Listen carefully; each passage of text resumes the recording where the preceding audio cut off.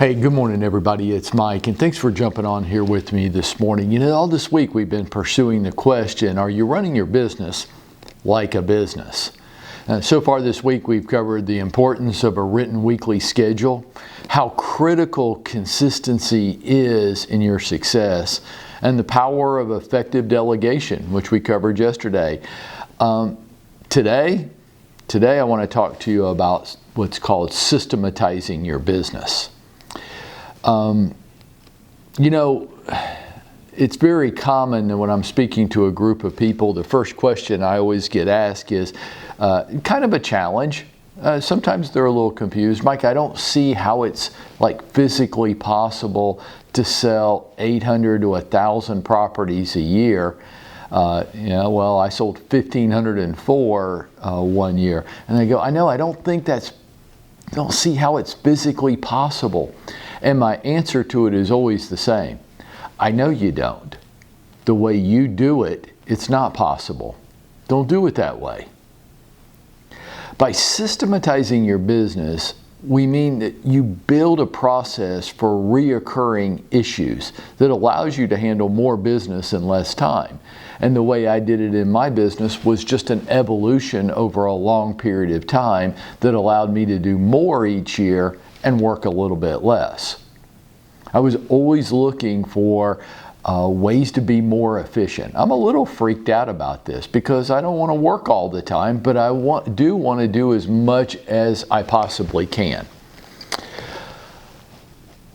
By systematizing a business, we mean that you build a process for reoccurring issues that allow you to handle more business in less time.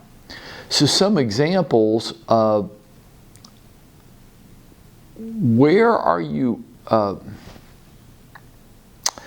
you know what, I want to ask it like this. How many times you have to sell the same damn house to get paid? You ever wonder that? Like, how many times are you going to have to sell that listing before you actually get paid?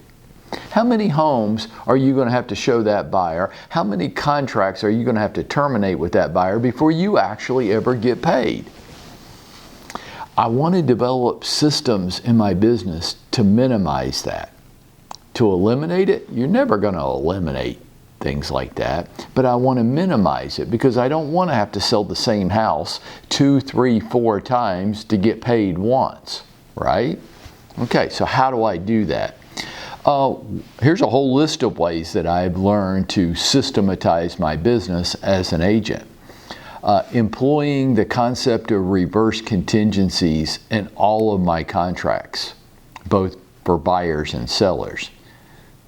Look, if the home buyer is going to get a due diligence period, I want my seller to have the right to terminate during that due diligence period. Why not? The buyer gets the right to terminate. Why doesn't the seller? And here's why I do that. Because it is really the only way I can make people be diligent who aren't.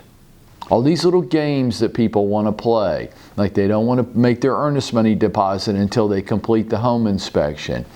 They don't want to pay for their credit report and appraisal up front until they get other things done. Meanwhile, you're tying up my listing. And by the way, on the buyer side, why don't I want a way of trying to control my home buyers and get them to do what they should be doing? And how do I get this lender to respond to me? Right? Well, you just terminate their damn contract. That's how you do it. But you've got to have the right to do it. So I like to employ reverse contingencies. I am a huge believer in large, gigantic earnest money deposits that must be made within 24 hours of the binding agreement date. Must be made within 24 hours of the binding agreement date. Or, let's go back to number 1, I'm going to implement my reverse contingency and terminate the contract. We're not going to drag this out for a while, and I want that earnest money deposit to be large. Now, how large should it be? It should be painful.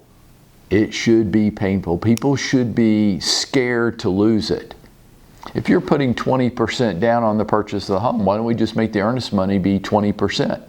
Why not?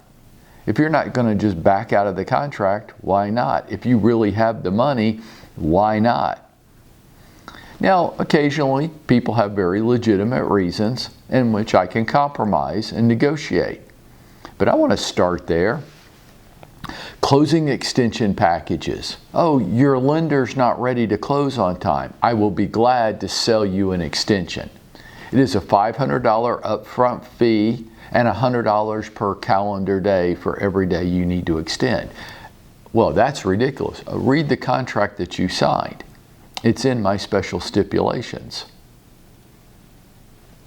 Why not? We made a deal based on a negotiated price and terms, and part of those terms were what day it was going to close, and now you're not honoring that date. So I guess I might be willing to extend with you, but you're going to pay for it. And the way you're going to pay for it is you're going to pay for it with a cashier's or check or money order in my hand before we sign the extension. And if you don't want to do that, then we'll put the property back on the market. Contingency deadlines. Y'all crazy.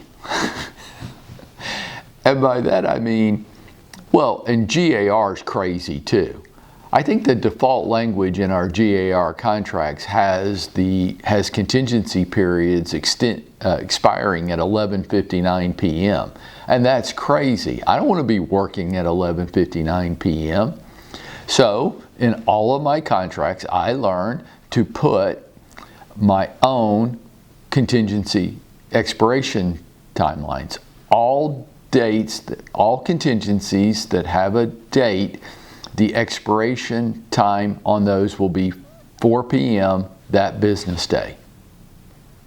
Right.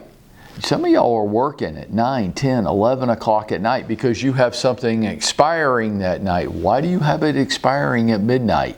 Do you want to be working at midnight? You're making it so hard on yourself. Responding to administrative duties. I'm not responding to every email and every voicemail message and every text that comes in whenever it comes in. I have designated times throughout the day in which I do that, because I can't get distracted every time my phone dings at me. Turn the damn phone off and take phone calls, text, and emails at designated times during each day. I want you to watch something, systematizing your business. Well, we're having a conference call right now, right? Well, I'm doing more than that. I'm video recording this conference call. Then we're going to take the video recording and use our software to strip out the audio, and that'll be posted to my podcast channel. And then we're going to use the same software to turn my voice into written text, and that'll be posted to my blog today. And now I have conducted a conference call with you this morning, and thank you for dialing in, but I've also created my video for the day, I've created my podcast for the day, I've created my blog for the day, and my social media post, because this will be posted everywhere.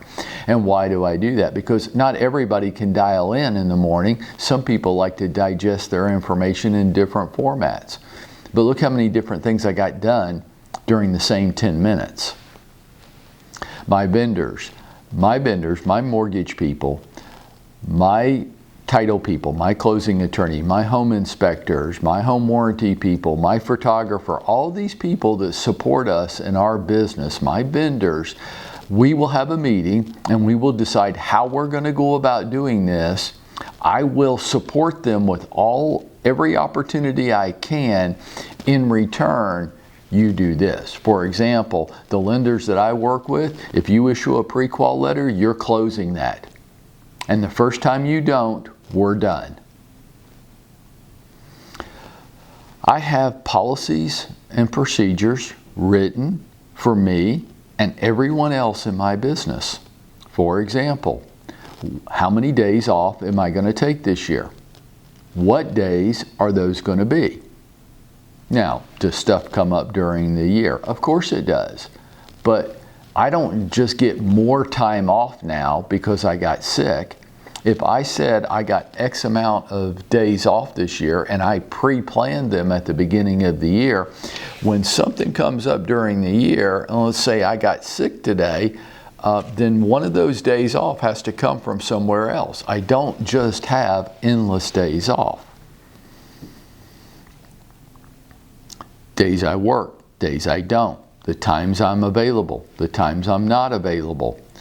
How my voicemail rent. If you get my voicemail, it says this: hey, for more immediate response, email me, and then I give my email address. Why?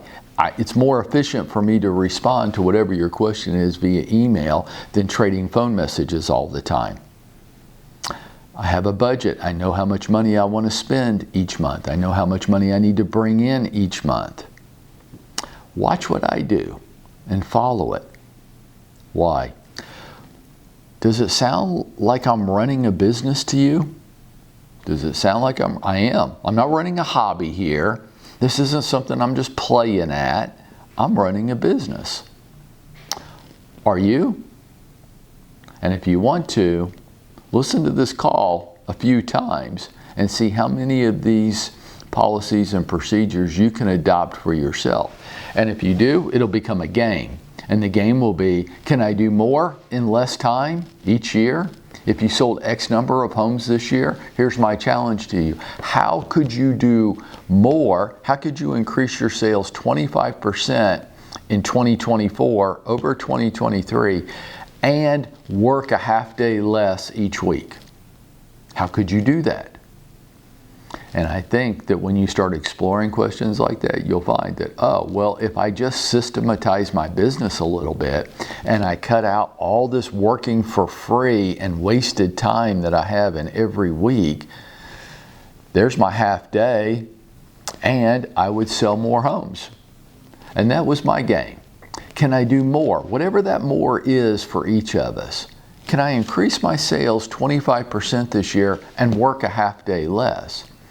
And if you get clever with that, you get diligent, you get focused on it, here's what happens. Just what happened to me.